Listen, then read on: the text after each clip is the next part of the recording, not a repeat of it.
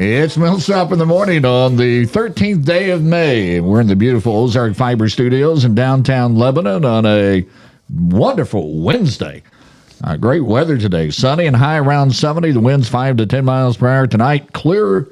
The lows in the upper 40s. Right now it's 64 in downtown Lebanon, and we're in the Ozark Fiber Studios. Here in Lebanon, we believe local matters, and that includes your internet. Ozark Fiber is a Missouri-based company bringing high-speed fiber internet to our community. That means faster speeds, reliable connections, and support from people who actually live and work right here. Experience the difference in the Ozark Fiber.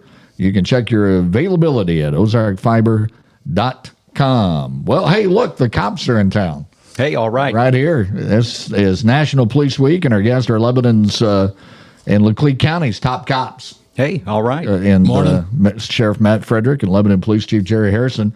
And it's National Police Week. Originated in 1962 when President John Kennedy signed Public Law 877226, designated May 15th as Police Officers Memorial Day, and the week in which it falls as Police Week. It honors law enforcement officers who've made the ultimate sacrifice in the line of duty and those that are currently serving in law enforcement. And welcome to the show. And they brought out the donuts for you, by the way. I thought I smelled bacon. Well, but there is one. Yeah. You know you've arrived when you have your own theme song. You know, and I heard Matt over there, and of course, Matt's a former musician, by the way. That's right. So he's over there tapping in Professional musician. Yeah, that's exactly right. So, they brought out the donuts, and I thought, well, this would be good because it was, by the way, not my idea because we hear all these donut jokes. But, and I got to tell you, I do have an affection for donuts, if you can't tell. But what's the origin of Cops and Donuts? It's a 24-hour thing. Yeah. Yeah. It's the only place open in the morning. Yeah. Back in the day, as you're working the late night shift at 2 or 3 or 4 o'clock in the morning, that was the only place that you could go to get something to eat was at one of the local donut shops. And so that became the origin of Cops and Donuts. Well, hey, it works, and it's I think we like to call them power rings now. I'm not disappointed that we get donuts.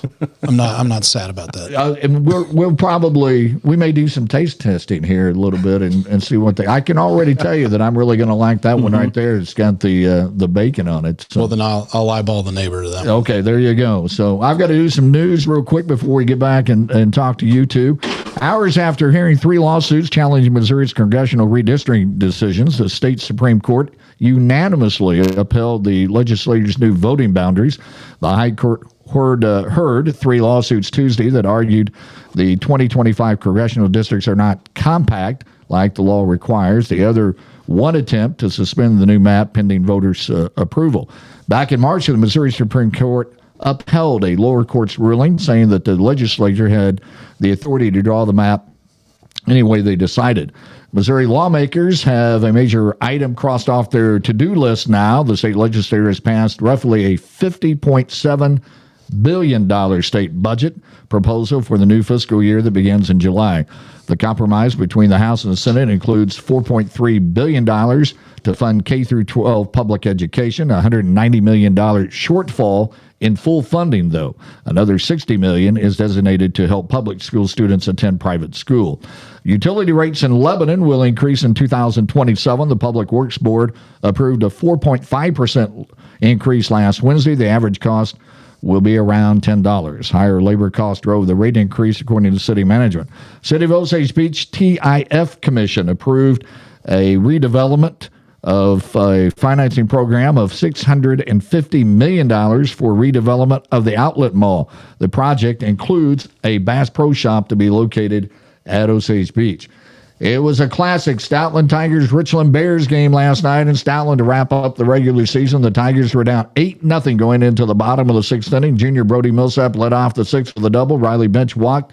The two moved up 90 feet when a balk was called. Then Rowdy Danhuser singled, scoring the Tigers' first 2 runs of the game. Then the wheels came off for Richland as the Tigers took advantage of 2 walks, 2 hit batsmen, scoring 3 runs, and then Millsap came up the second time in the inning with the bases loaded, hit a triple into right center field to tie the game at 8. Riley Bench then drove in Millsap with a fielder's choice, and the Tigers won the game 9-8. They've now won 4 in a row, and that's a selfish, by the way, news item there, as the assistant coach at Stoutland and The grandson is the one that got the base hit. But hey, it's my show. There you go. Lebanon lost 11-3 yesterday at Glendale in high school baseball. The Jackets are back on the road today at Republic. Lebanon golfer Jacob Clark qualified for the state golf meet last week. He will hit the links in the state meet on May 18th and 19th. We'll be back with Sheriff Matt Frederick, Police Chief Jerry Harrison when we celebrate National Police Week right here on Millsap in the Morning. Now your hometown friend, where the stories start and the mornings begin. A little town talk, a little hometown swing. Wake up with Millsap in the morning. Attention Lebanon and Laclede County. Join us Monday, May 18th at 9 a.m. at the Wallace Building in Lebanon for the Missouri War Medallions Recognition Ceremony. This event honors the brave veterans of Missouri as they receive medals recognizing their service and sacrifice to our country. We are honored to welcome guest speaker Brigadier General Bradley Leonard, Assistant Division Commander of the 35th Infantry Division. Family and friends and community members are encouraged to come out and show their support for men and women who served. Presented by Vet Talk on Lebanon Now and AUSA, this is a powerful morning of honor, gratitude, and remembrance. May 18th at 9 a.m. at the Wallace Building in Lebanon. Come and stand with our veterans. By the way, we want to invite you to like and share our show on YouTube and on Facebook. And Matt, not only, and I know I should call you Sheriff, but I'm probably going to end up calling you Matt several times in this interview. But you not only serving in law enforcement, but retired military. Yes, sir. 22 years of active service. And Jerry, I don't know, were you in the military? I was. I did 8 years in the Army Reserve. Yep. So both of you serving in different capacities and serving our country and serving our community. And as of April 30th, 16 law enforcement officers have been feloniously killed in the line of duty, with additional 15 in accidental deaths. So some around 31 police officers already this year have given their life in the line of duty. And as we celebrate National Police Week, it really kind of hits home when we talk about the memorial event that will occur in Jefferson City, also in Washington, D.C., as Christian County lost 2 deputies during the past few months and stuff. Just your thoughts of those that in the line of duty deaths. Lebanon had police officer Kendall Blackburn that died of COVID exposure in the line of duty death. We didn't know for a long time a sheriff that was actually killed in 1864 here in Laclede County. Just talk about a little bit about the kind of your thoughts about the Police Officer Memorial Week and those that give it all. Well, one of the things, in reference to that, and I'm glad that they highlight this at some point in time. The good thing is we do this because we want to. We love doing the job. I mean, I would assume that's why we do it. And, every day we wake up, we go out, we put on the uniform, we go out and we do our stuff. None of us think that that's going to be the final day ever.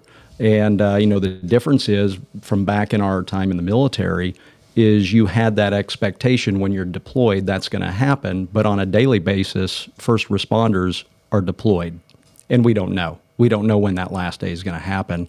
So it's nice to have that recognition and take that time to reflect and think about how serious this job is, and that we don't know when our day is numbered. We have no idea. I think it's important to know your history. I've served on 3 different agencies in my career, and we always try to talk to each other, especially when the new guys come on, and indoctrinate them into the culture of honoring the noble profession, and also honoring those that have gone before us, that have given the ultimate sacrifice. So I think it's all, it's a part of esprit de corps. It's a part of remembering the past. It's a part of being a team. It's a part of being a piece of our community. Whenever we remember our fallen, when a law enforcement officer dies in the line of duty, they belong to their family, they belong to their loved ones, but they also belong to the community. And we saw that recently in Christian County. Yeah. I know the 3 of us are not new, and we've seen that more than once in our careers, probably several times. I'm sure we've all 3 of us have a personal attachment to an officer that was killed in the line of duty. And so I think the other thing that it does is it brings the worth of what you're doing home. When you see the community come out and support us, you see the signs about all the Back the Blue and all the local law enforcement support that we get to enjoy here. It makes it easier to go forth and do those things that are intimidating and scary, but have to be done whenever you know that the community respects and honors you. And anyway, I think there's a lot of things there, but those are the things I think about top of mind. You know, and I had a career of 42 years, and the one thing that you dreaded was that you would have to be the guy that had to knock on the door, Right. and talk to somebody's spouse, parent about a line of duty death. Luckily, in my career, I did not have to do that. But when people talk about what was the hardest thing in law enforcement, it was knowing that, especially when you reach the position that both of you have as chief and sheriff, is that there may be a day that you have to go knock on that door. And I don't know, Jerry, you've been with a couple of different agencies, if you've ever had a line of death duty in your agency, but I can only imagine how tough that would have been. I've been fortunate in my career. I've not had that experience. I've had it in neighboring agencies and, of course, you know, officers that you know, but I've never had to personally endure that. And, you know, it's hard enough when it's a member of the community and they've had a loved one that's passed and you have to go make that notification. But I can't imagine what it's like to notify the family of one of our own. Yeah, and then you go back to the event. It happened in Christian County, and I've known Brad Cole, the sheriff over there, for many, many years when he was a detective prior to ever becoming a sheriff. To have two officers killed in one night in an agency, and they're much bigger than the sheriff's office in Laclede County, but they're not that big to where you don't know everybody there, and then all of a sudden you're on these squads usually of, in Springfield, a squad of 10 if we were fully staffed. And that if somebody would have been killed the next day, you got to go to work. And I think people within a couple of hours of the event occurring, somebody's got to go answer calls. And I just can't imagine how tough that would have been on Brad. Right. And I remember other sheriffs, across the state reaching out and offering him support, and I think around here we have that absolute connection as well. Whenever something like that happens, you're not alone in it. And we all understand that somebody's hurt. And the folks, like you said, the folks on that shift, how do they take that next call? So being able to offer that relief, however short it may be, helps. Yeah, and again, I was never part of the Springfield Police Department when they had an officer killed in the line of duty. We had, I think, 3 shot while I was there. One shot very seriously, and not to take away from the other 2 that were shot, but one that was it was very close to death, Officer Pearson, that was killed. And it was an odd time in my career because at that time I was a captain and I'd been on for a long time. So you lost connection with a lot of the younger people that had come on. It was an agency of 360, I think, when I left.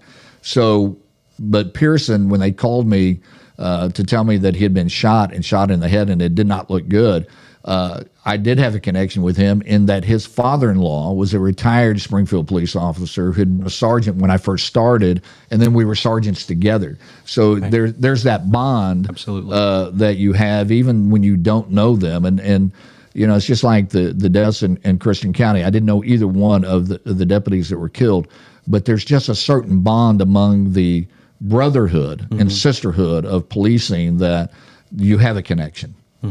Yeah, you saw Chicago officers there. You saw New York officers, California officers. That story wasn't told publicly. But again, that's the piece that when times were tough, that was one of the pieces that helps drive me, and I hope helps drive our young guys when they're out doing this job, because it is a grind at times, and it is an amazingly helpful thing that the community is so supportive, and I don't want anybody to ever lose sight of that. Yeah, and we went through Webster County had one of their officers who were killed, not in the line of duty. It was a member of their jail staff. But I remember they were going to have the funeral, and we went over I think there were 3 of us went over and answered calls during the time of the funeral over in Webster County. And then I was really proud of our agency, Matt, and you were part of this, is when Kendall Blackburn died. And my connection with Kendall, and he was a favorite of everybody. He was maybe the friendliest cop in the history of policing. That when he died, I had served at the Springfield Police Department with his brother Randy, and Randy was retired from the Springfield Police Department, went on to work at Branson for a while, and then Christian County. And last time I spoke to him, he was at Sparta. But Kendall's dad retired as I think the captain, maybe at Lebanon PD, and did almost 50 years there. So, and I'd worked with him in the 80s. So you had that connection, and you know, our folks stepped up and took over the city for an entire weekend, I think. Yeah. And, so again, that connection of everybody coming together is what makes policing, I think, special, is that camaraderie and teamwork. And somebody asked me the other day that how hard policing was, and if I missed it, and I said I've learned not to miss it now. It was, you know, I almost had to call you back in January of 25 when you took over and said, listen, I need my job back. But I've learned not to miss it. But I tell people, because they said that must have been really hard, and I said it was the best job in the world. And I can't imagine, people come up to us all the time and go, I can't believe, I don't know how you do what you do. I just couldn't do it. And my thought is always, I don't know why you wouldn't want to do it. Right. You know, and part of it was, in this conversation I had with this person was, it's about the teamwork, and it's about the people that you serve with. It's much like the military. Well, you know, and for this job, we don't have folks that come into it that say, man, I couldn't find anything else. I guess I'm going to be a cop. You know, so we're not the last choice. We're the choice that people want. So you have a bunch of like-minded folks around there, and then whenever you have that camaraderie, because people want to do it for hopefully the right reasons, and you know, you're together, all that like-mindedness. Yeah, and the beauty of it is, you know, when I was raising my daughter, you know, I could if I got called into work in the middle of the night, I could make one phone call, and I knew she was going to be in a safe place. Because someone's spouse could take her for the night or something if there was an emergency and I had to go to work. Or, you know, if something happened and you had to leave town and you couldn't even get back to the house, you could call somebody and say, hey, can you take care of the house for me? I'm going to be gone. And you know that house is going to be in as good or better shape than you left it. That's, you know, a piece of the camaraderie people don't talk about. You know, I got injured in the line of duty, and I came home one day and my yard was mowed. You know, just I could tell you a million stories that I personally have experienced like that. And that's the camaraderie and the esprit de corps that I'm talking about. You know, that brotherhood, that sisterhood. You're not in things alone, and people are thinking about you, and they're there for you when you need them. And it's an honor to be a part of such a thing, and it's an honor to get to help others, and it's an honor to be helped by people. What a great profession. And it's interesting when people say, you know, well, I couldn't do that job. And well, you know, when you're talking to a school teacher, and I'm thinking, you know, I could not step into the classroom and do what you do. You know, I had tremendous respect for a school teacher or the challenges that they face every day. And then there's a million jobs like that, you know, that I can't imagine doing. But then I think, I don't know how you couldn't do this one. This is, you know, it's just most of the time it's a fun, rewarding job, you know. Yeah. And I always use the sports analogy to people. You know, they did a study one time that police officers are usually firstborn. They are people who've been involved in athletics, and they're usually average students. And I'm thinking, oh, click, click, click. Yeah. And so it fits a personality that you have, and to be able to go out there and to serve, and you see horrible, horrific things in your career. But what keeps you coming back is that service to the community. And I don't say that to be... Well, it's not the paycheck. Yeah, it's not the paycheck. Though I tell people, you know, depending on the agency you work for, the benefit programs are not that bad, and the dedicated retirement programs like you see in the military and all that type of stuff. So the pay doesn't drive it. No, it doesn't. It just does not drive it and stuff. It's 23 minutes after the hour. We're going to come back and we'll talk with the chief and the sheriff about other things in law enforcement, about some things in the future for law enforcement, and we'll do that when we come back. Millsap in the morning, right here on Lebanon Now. Studios bright and warm. He's bringing in a brand new morn. On Lebanon, now your hometown friend, where the stories start and the mornings begin. A little town talk. Memorial Day weekend is the perfect time to keep the kids entertained, and Scott Event Rentals has a hot deal for you need to know about. From May 22nd through May 25th, you can get the full weekend for the price of just 1 day plus $100. That means 3 full days of fun with bounce houses, water slides, inflatable attractions, and the whole family will love it. Drop off is Friday, May 22nd. Pickup is Monday, May 25th. You can enjoy the entire holiday weekend without stress. Availability is limited, so now is the time to lock in your rental before the best inflatables are gone. Call or text Scott Event Rentals today at 417-718-4990. That's 417-718-4990. Or book now at scottrentals.com. Well, we're talking with the police chief and the sheriff on National Police Memorial Week or National Law Enforcement Week, and I wanted to talk to you about some things that as heads of agencies now. Tell me, what are your biggest challenges right now? Well, that's a good question. That's why I asked it. Yeah, Yeah, right. I throw some filler in there so I can think about a response. Lebanon is very supportive. City council is supportive. Administration is supportive. And the officers that I work with are some of the greatest guys you could ever ask to work with. We're very well trained. We're well equipped. We're competitive in pay. We have a lot of things going for us. As far as day-to-day challenges in law enforcement, I think one that always has to be top of mind is our trust of the community and our reputation. You can't sit on that even for 1 second. You have to always be pushing really hard to make sure everybody remembers that's important. It takes just one little slip. But I think the nobility of the profession, the trust of the profession, the hits that we've taken over the last, in my career, I've been doing it 29 years, and I think back probably for the last 14 years, we've taken some hits, and it's always been that way, but those are the years I remember. And I think making sure that your team is trained to meet every challenge that we have the community expects us to meet is an intimidating thought. So we're always thinking about what is that next challenge on the horizon? What are those touch point events that we want our officers to be prepared for?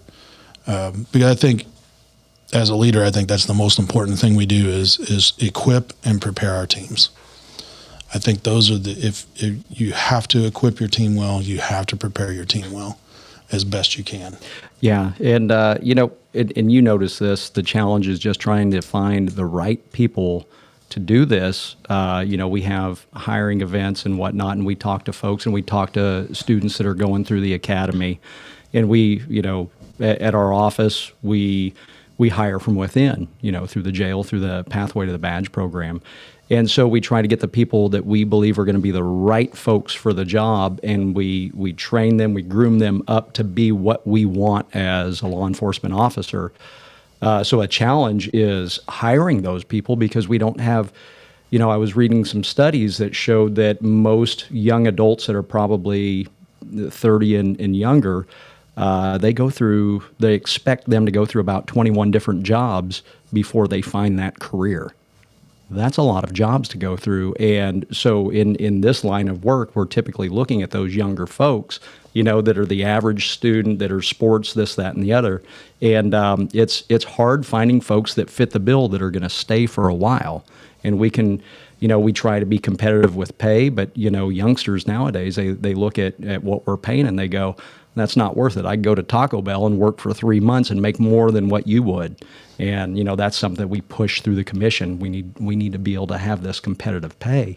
And it's hard finding those folks. And then once we get them, being able to have the time to send them training and get them prepared for all those tasks, because a lot of folks these days, the younger ones, they're not prepared for all of that. This is a serious job, and trying to find candidates, it's tough. I think recruiting has become so difficult, and it comes in waves. You know, when the economy's bad, by the way, Right. law enforcement becomes a job that people will seek out. When the economy's good and other people are making more money, we have a hard time recruiting. One of the things that I found toward the end of my career was that trying to convince people that, you know, that law enforcement is a great fit for you, but you have to work weekend, holidays, and nights. And that nowadays really scares people off, because they can look at it and go, I can go into private sector, make a lot more money, Absolutely. have weekends off. I'm not working nights, and I don't have to carry a gun and wear a bulletproof vest. And live through these nightmarish moments. You know, not every day is, but on occasion you have that 30 seconds where it's nuts. Yeah, how do you sell that to folks? Yeah. Well, I'll tell you, I had an interesting phone call from an officer that I used to work with in Kansas.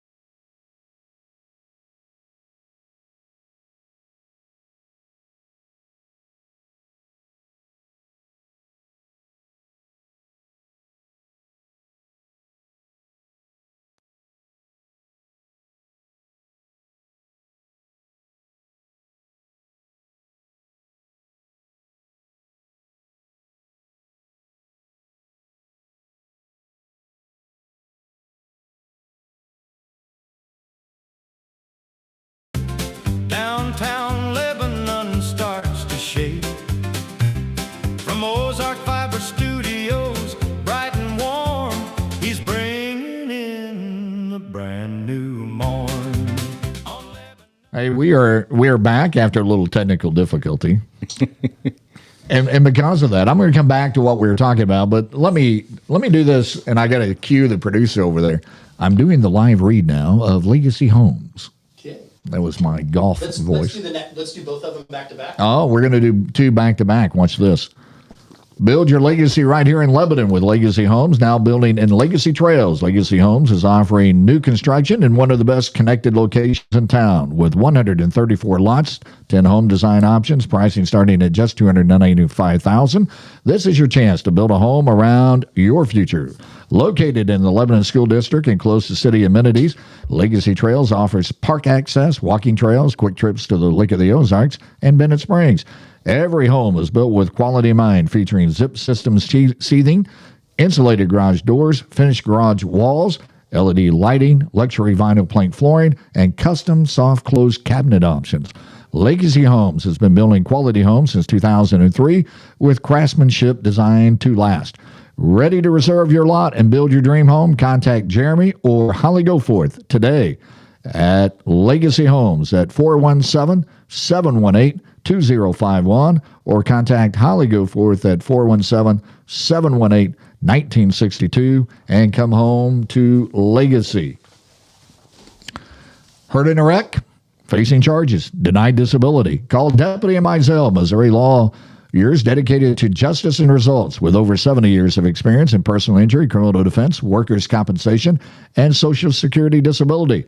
From auto accidents to wrongful death to DWI, drug charges, and denied disability claims, their team fights to protect your rights and get the results you deserve.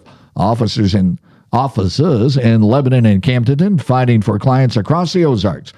Free consultation, day, evening, or weekends. Call 877-532-2191. And Mizell and Deputy are brand new sponsors of Millsap in the Morning. Glad to have them aboard. We're talking with the police chief and the sheriff on National Police Week. One of the things I want to talk about quickly, and we can discuss other things, because, by the way, the show's supposed to go 30 minutes. It goes whenever I quit. Okay, perfect. That's so. Anyway, I hope you've settled in. And Can we get paid order, by the hour. order Right. lunch in? If or- we can. Well, you got donuts. You can do some snacking here. So What about when those are gone? yeah. So we've talked about challenges, and recruiting is always a challenge. And I wanted to just mention that one of the things that we've seen is this decline, and part of that is due to some of the things that have happened over the last 10, 14 years that you've talked about. But I could go back to the early 90s and the Rodney King episode in L.A. Those things happen, and I used to tell our folks is that when they would see all this and you would see that morale dip because of that, is to remember you don't police in Los Angeles. Right, you that's don't right, police in St. Louis or Kansas City.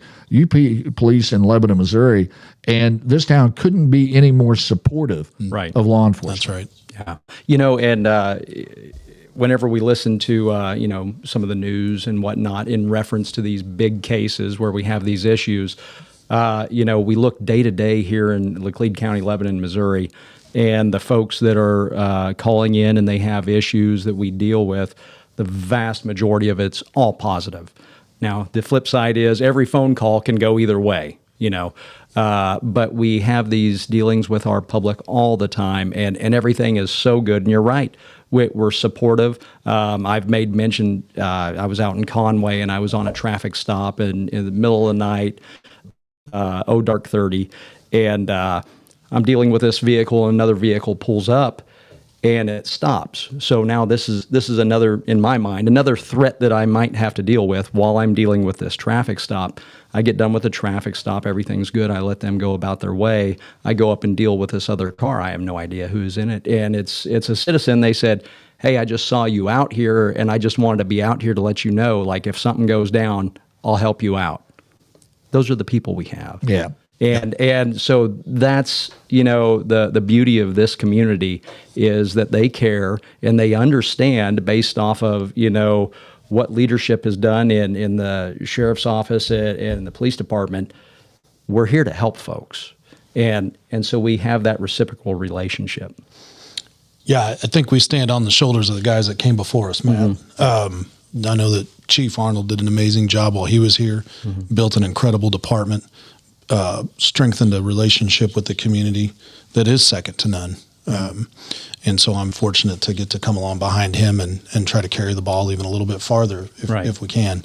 And so that's the goal every day. And what I've found since coming to Lebanon is, you know, as the chief or as the sheriff, I'm sure you find yourself engaged in difficult conversations, probably on a weekly, sometimes daily basis, depending on what's happening. There's always conflict. There's always a problem to resolve. But what I've found is that the reasonableness of folks in our community when you're trying to work through conflict with them, overwhelmingly reasonable response to things. Yeah. And People want to be heard. they want to be heard, and they understand our role. And once they have a little bit of time and a little bit of discussion on something, they say, "Okay, you know, I can get behind you on this." Right. And, You know, and it continues to be supportive. It does, and that's one of the things of just being knowledgeable in the statutes and the laws that we have.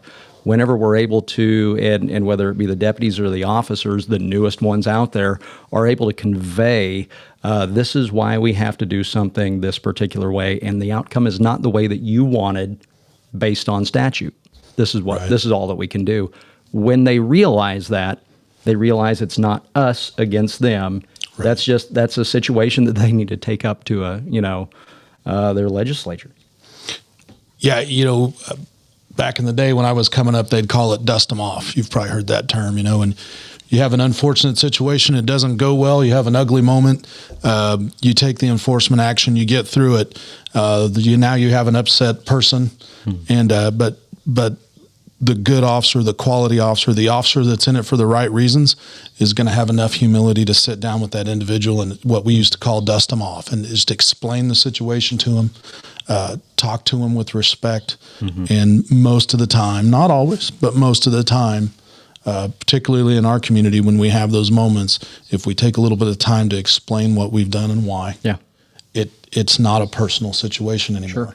It's business. It's a business operation that had to be done in service to the community, and now we can put it behind us and go forward and take care of it.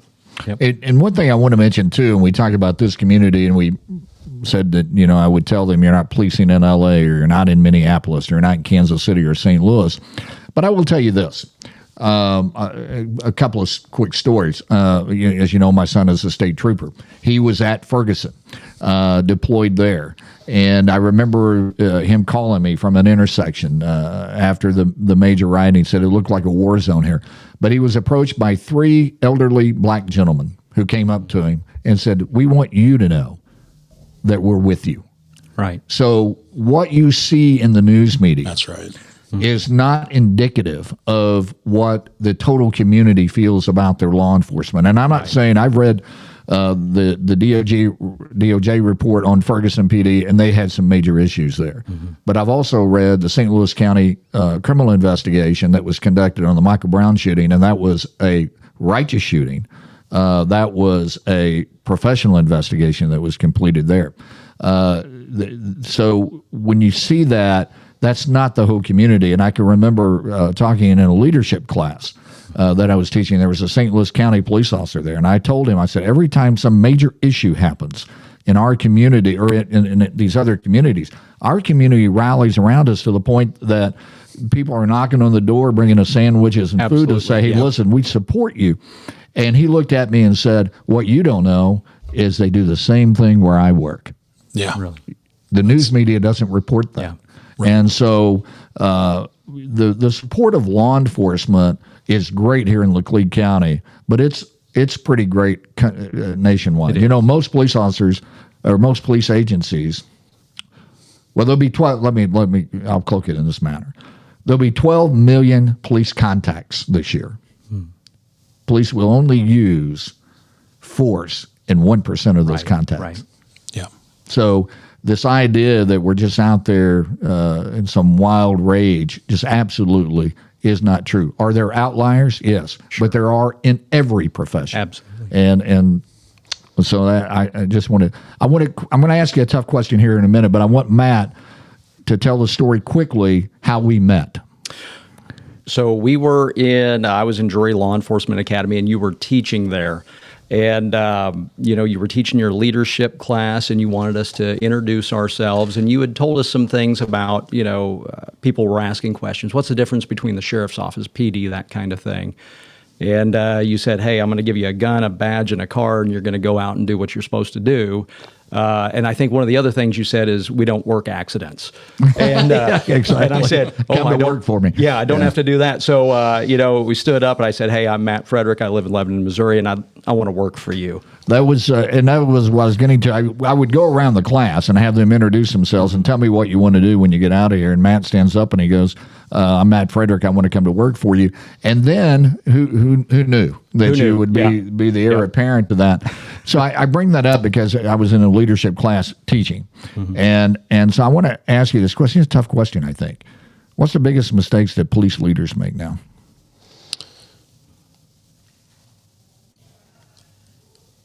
I think as an experienced police leader, you look back. I've been a chief for 10 years now.